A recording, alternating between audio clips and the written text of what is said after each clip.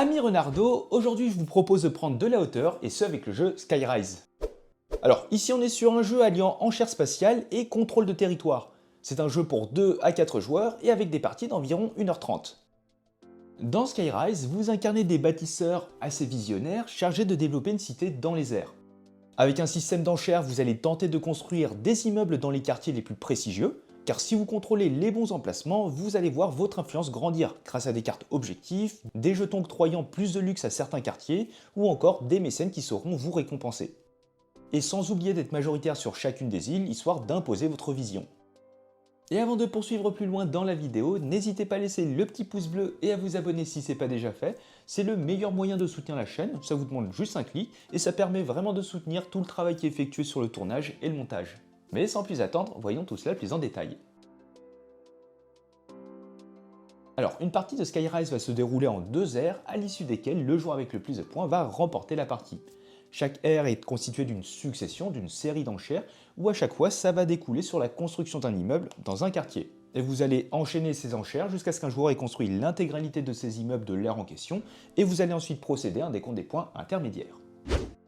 Pour parler un peu des différents éléments de jeu, vous aurez tous à disposition 12 immeubles de 3 tailles différentes. Ces bâtiments ont chacun leur numéro qui représente leur valeur d'enchère. Plus la valeur est élevée et plus vous aurez de chances de remporter une enchère. 7 d'entre eux sont disponibles à l'ère 1, attention à bien les mettre visibles de tous, et les 5 autres ne seront disponibles qu'à partir de l'ère 2. Et c'est justement ces immeubles qui seront placés sur le plateau pour tenter de prendre le contrôle des quartiers et des îles. Vous aurez également la présence de merveilles que vous allez pouvoir déverrouiller à partir de la 2e ère, et contrairement aux immeubles, elles ne sont pas numérotées, par contre elles seront associées d'une carte merveille. Et à noter que lorsque vous en poserez une, vous allez immédiatement remporter l'enchère. À côté de ça, vous allez retrouver 2 types de cartes dans le jeu. Des cartes objectifs secrets qui vous donneront des points en fin de partie si vous la réalisez. Vous en recevez une en début de partie. Et des cartes panorama à raison de 2 présentes à chaque partie, qui vous octroient des points lorsque vous construisez à proximité des éléments spécifiques des îles. Et ces points sont calculés à la fin de chacune des aires. Donc comme dit précédemment, la partie va se dérouler sous la forme d'une succession d'enchères. Le premier joueur, ou celui qui a remporté l'enchère précédente, va commencer en plaçant l'un de ses immeubles disponibles, et ce sur un quartier vacant de l'île centrale, ou bien sur un quartier libre adjacent à un bâtiment déjà construit, quelle que soit l'île et quel que soit le joueur. Puis à tour de rôle, les autres joueurs auront une option. Surenchérir en plaçant un immeuble de valeur supérieure sur un quartier libre adjacent, construire une merveille si vous êtes à l'ère 2, ou tout simplement passer, et vous allez ainsi enchaîner les tours jusqu'à ce que tous les joueurs aient passé lors de cette enchère. Cette dernière peut également prendre fin s'il ne reste aucun quartier libre adjacent à la dernière construction, ou si un joueur construit une merveille. L'enchère gagnante est alors retournée et va devenir un immeuble construit, et s'il y avait un jeton à côté, il est récupéré par le vainqueur. Les joueurs vont récupérer leurs enchères perdantes qui seront alors de nouveau disponibles pour l'enchère suivante, et vous êtes prêt à repartir pour un nouveau tour. Concernant les jetons, il faut savoir que vous en avez 4 types. Vous avez les jetons faction qui se déclinent en 4 couleurs, une couleur par faction. Lorsque vous en gagnez un, vous le placerez sur la case libre la plus à gauche de sa rangée. Ça vous permet d'augmenter ainsi le prestige des bâtiments que vous construisez sur les quartiers de cette couleur. Et si jamais vous gagnez un disque alors que sa rangée est entièrement remplie, vous allez le placer sur votre plateau. Il vous rapportera 10 points en fin de partie.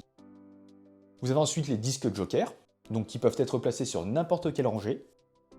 Les pions mécènes marqués d'une lettre. Et à tout moment de la partie, vous allez pouvoir consulter secrètement le dos de cette tuile dont la lettre correspond à l'un de vos disques mécènes. Derrière se trouve une valeur qui correspond au prestige de chaque jeton mécène. Par exemple ici, chaque jeton A équivaut à 5 points de prestige. Et enfin, vous avez les jetons honoraires que vous allez placer encore une fois sur votre plateau. Chacun de ces jetons va vous donner 1 point pour chaque élément posé sur votre plateau. Vous allez ainsi enchaîner les enchères jusqu'à ce qu'un joueur ait construit son dernier immeuble disponible pour l'ère 1, c'est-à-dire ces 7 immeubles. Vous passerez alors à un décompte des points intermédiaires. Pour cela, pour chacune des îles en jeu, le joueur qui a construit le plus d'immeubles hauts va marquer 5 points. En cas d'égalité, c'est celui qui a construit le plus d'immeubles moyens, et sinon le plus d'immeubles bas. Et si l'égalité persiste, chaque joueur ex aequo marque les 5 points. Et c'est également à ce moment-là que vous allez comptabiliser les points obtenus grâce aux cartes panorama, et ce autant de fois que vous remplissez les conditions. Dans ce cas de figure, je vais pouvoir marquer 6 points grâce à la carte dirigeable, étant donné que j'ai bien 3 bâtiments autour de ces 2 dirigeables, et 2 points grâce à la carte moulin, avec ce bâtiment qui se trouve dans le même quartier que ce moulin. Une fois vos points décomptés, vous allez chacun choisir et révéler l'une de vos cartes merveilles reçues en début de partie. Les autres sont rangées dans la boîte. Sur ces cartes, vous allez retrouver une valeur d'initiative et un effet que vous allez pouvoir résoudre lorsque vous construisez votre merveille. Ici par exemple, je vais pouvoir marquer 2 points par bâtiment de ma chaîne la plus longue. Et pour terminer, vous allez récupérer vos 5 bâtiments restants pour l'ère suivante. Et vous êtes prêt à débuter la deuxième ère, en commençant par le joueur avec la carte merveille affichant la plus faible valeur d'initiative. Le déroulement de celle-ci reste identique à la première, si ce n'est que vous ne pourrez pas ouvrir d'enchère avec votre merveille, à moins que vous n'ayez construit tous vos autres bâtiments. Mais dans ce cas-là, il restera plus qu'une seule enchère avant la fin de la partie, et c'est le joueur qui possède la carte merveille avec la valeur d'initiative la plus faible qui va l'ouvrir. Et le premier joueur à avoir posé tous ses immeubles va récupérer la grande clé de la cité. Mais en tout cas, vient le moment de passer au décompte des points. Encore une fois, pour chacune des îles, le joueur avec le plus d'immeubles hauts va marquer 5 points. Mais attention, les merveilles ne comptent pas. Vous allez de nouveau scorer les points des cartes panorama, mais cette fois-ci les merveilles comptent.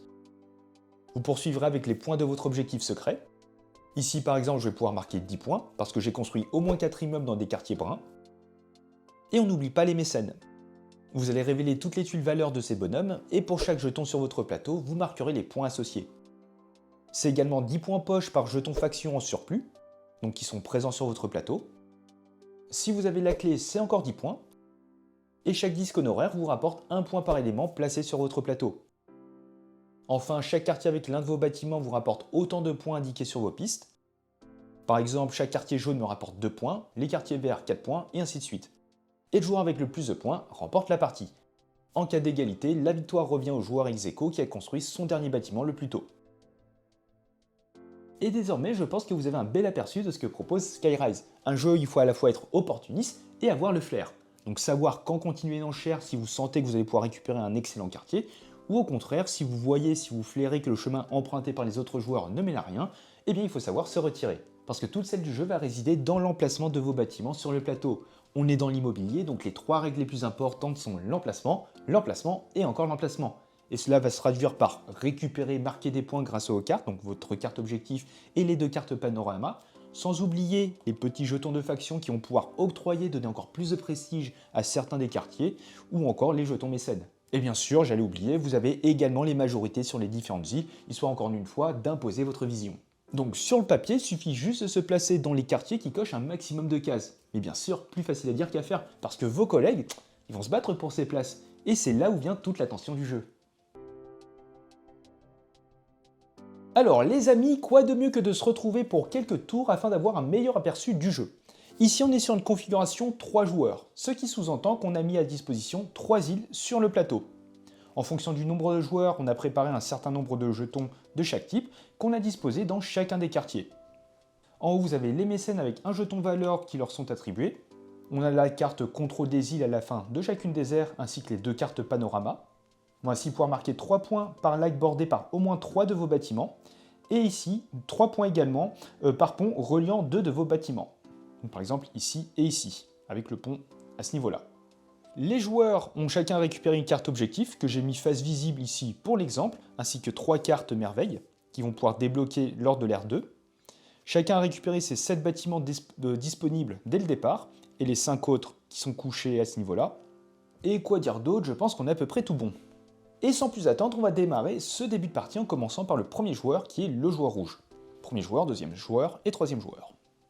A son tour, elle doit poser l'un de ses immeubles soit sur l'îlot central, soit sur un quartier, enfin dans un quartier adjacent à un autre immeuble déjà construit. Ici, c'est le début de partie. Elle ne peut poser son immeuble que dans l'îlot central. Par exemple, ici. Le joueur vert doit alors surenchérir par rapport à la valeur 24, par exemple en posant l'immeuble numéro 34. Et le joueur bleu va tranquillement cueillir ce quartier-là, ce qui va mettre alors fin à l'enchère, étant donné qu'aucun autre quartier n'est adjacent à celui-ci. En plus de ça, il commence à répondre à cet objectif, en plus de son objectif personnel.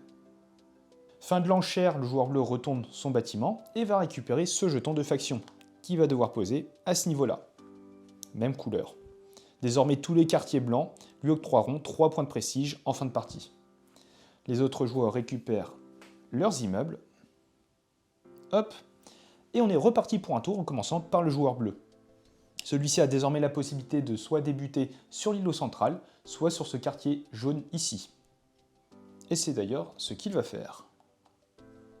Le joueur rouge va retourner sur l'îlot central, suivi hop, du joueur vert. Le joueur bleu décide de passer, il ne pose donc aucun immeuble, et c'est de nouveau au tour du joueur rouge, qui va poser le numéro 51 à ce niveau-là. Et le joueur vert va absolument récupérer ce quartier. Il va donc tenter de poser son immeuble de haute taille. Le joueur rouge a tout de même la possibilité de surenchérir, mais il va décider de ne pas le faire. C'est donc le joueur vert qui remporte cette enchère et va récupérer un petit jeton de faction brun.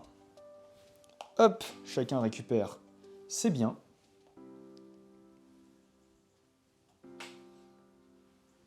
Et le joueur vert ouvre le bal en plaçant son immeuble à ce niveau-là. Le joueur bleu ici. Et le joueur rouge va directement passer aux choses sérieuses en plaçant son immeuble numéro 94. Étant donné que c'est l'immeuble de plus haute valeur, plus personne ne peut surenchérir. Fin de ce tour. Il récupère un jeton joker qu'il va pouvoir placer où il le souhaite. Par exemple, à ce niveau-là, étant donné que ça matche avec son objectif personnel.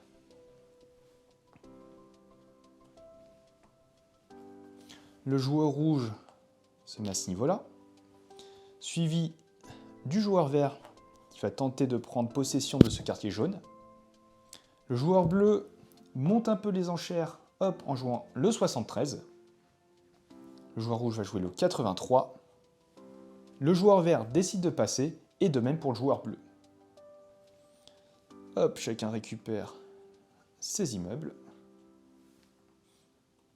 Et le joueur rouge récupère cette fois-ci un jeton mécène, ici le B.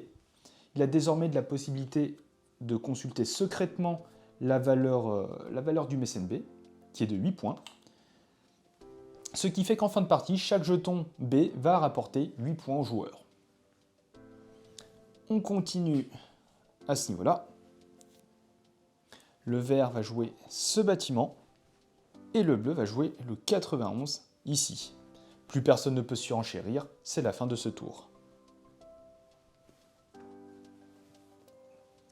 Idem, le joueur bleu récupère un jeton mécène numéro B, de lettre B, ce qui lui rapportera 8 points en fin de partie. Il peut l'observer étant donné qu'il ne l'a pas vu. Et désormais, seul le joueur vert ne connaît pas la valeur de ce jeton. Et vous allez ainsi enchaîner les tours jusqu'à ce qu'un joueur ait construit tous ses immeubles dans la ville. Et dans ce cas-là, l'ère prend fin et vous allez passer un décompte des points intermédiaires. Prenons un petit exemple. Dans cette configuration-là, il faut commencer par vérifier les majorités dans chacune des îles. Ici, seul joueur vert est présent, il va donc marquer 5 points. À ce niveau-là, on a une égalité entre le joueur bleu et le joueur rouge. On va donc regarder les immeubles de taille moyenne. Et ici, c'est en faveur du joueur rouge, qui va leur marquer 5 points. Et enfin, dans le dernier quartier, aucun joueur ne possède d'immeuble haut. On va donc regarder les moyens. Et c'est ici le joueur bleu qui va remporter cette majorité.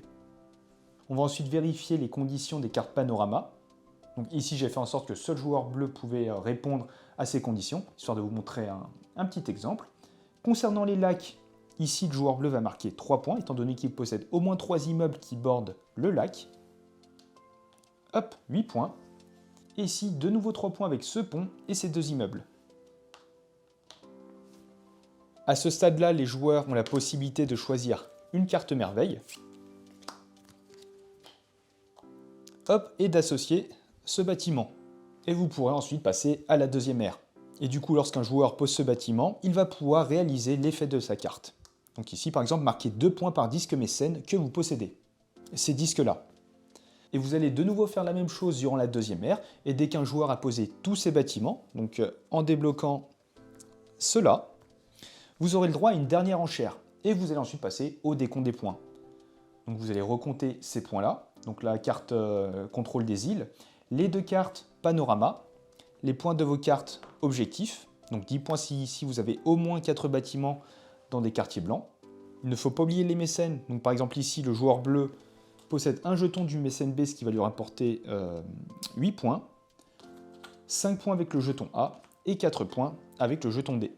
Et pour terminer, chaque quartier, chaque couleur de quartier va vous rapporter des points en fonction des différentes pistes sur votre plateau. Donc par exemple ici, ce quartier blanc va me rapporter 4 points. Et après avoir fait la somme de tout ça, le joueur qui en a le plus remporte la partie.